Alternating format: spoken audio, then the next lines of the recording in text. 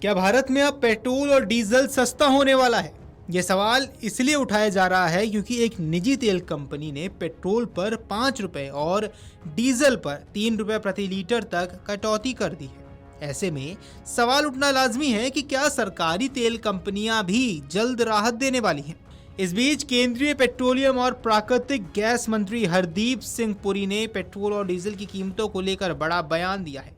केंद्रीय मंत्री हरदीप सिंह पुरी ने गुरुवार को कहा कि मौजूदा हालात में खुदरा ईंधन कीमतों को कम करने का कोई औचित्य नहीं है।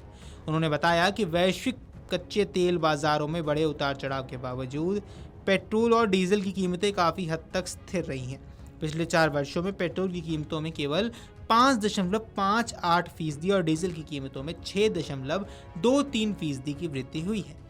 मंत्री ने कहा कि सरकारी तेल विपणन कंपनियां अब भी लगभग 2.18 लाख करोड़ रुपए का वित्तीय घाटा वसूल कर रही हैं। इन कंपनियों के पास अब भी उच्च अंतर्राष्ट्रीय कच्चे तेल की कीमतों पर खरीदा गया ईंधन भंडार मौजूद है।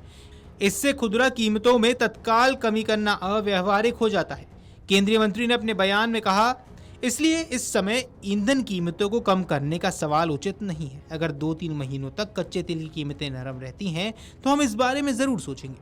इसका मतलब साफ है कि उपभोक्ताओं को पेट्रोल और डीजल की कीमतों में कमी के लिए अभी और इंतजार करना पड़ सकता है। इसके साथ ही हरदीप पुरी ने सरकार की ओर से वैश्विक ऊर्जा बाजार में व्यवधानों के प्रबंधन के बारे में भी बताया है। भारत ने उपभोक्ताओं को अंतर्राष्ट्रीय कच्चे तेल की कीमतों से उत्पन्न अधिकांश अस्थिरता से सफलतापूर्वक बचाया है। हॉर्मुज के आसपास हालिया तनाव के दौरान भी देश ने ईंधन की उपलब्धता में कोई व्यवधान नहीं आने दिया। मंत्री ने बताया, भारत के लगभग 1.07 लाख ईंधन खुदरा बिक्री केंद्रों का नेटवर्क संकट के दौरान सामान्य रूप से संचालित होता रहा। खबरों की माने तो तेल विपणन कंपनियों को 30 जून तक पेट्रोल, डीजल और एलपीजी को लागत से कम बेचने के कारण 74,781 करोड़ रुपए का नुकसान उठाना पड़ा। ये नुकसान पश्चिम एशिया संघर्ष के कारण वैश्विक कच्चे तेल की कीमतों में वृद्धि के बाद हुआ। पुरी ने बताया कि अंतर्राष्ट्रीय कच्चे तेल की कीमतें अब कम हो गई हैं।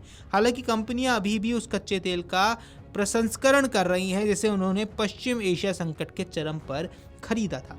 तेल कंपनियां आमतौर पर कच्चे तेल को कम से कम 2 महीने पहले खरीदती हैं। इसलिए वर्तमान में जिस कच्चे तेल का प्रसंस्करण हो रहा है वह अनिवार्य रूप से अप्रैल या मई में खरीदा गया था।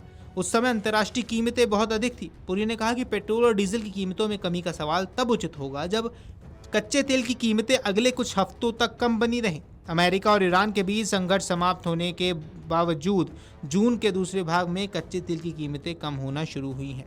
गौरतलब है कि पेट्रोल डीजल की कीमतें हर भारतीय की जेब से जुड़ा मुद्दा है।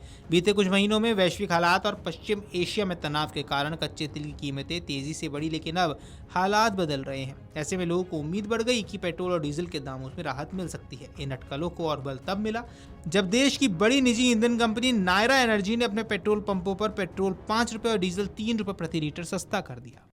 अगर आप ये वीडियो YouTube पर देख रहे हैं तो हमारे चैनल को सब्सक्राइब कर बेल आइकन दबाएं और Facebook पर देख रहे हैं तो हमारे पेज को लाइक करें।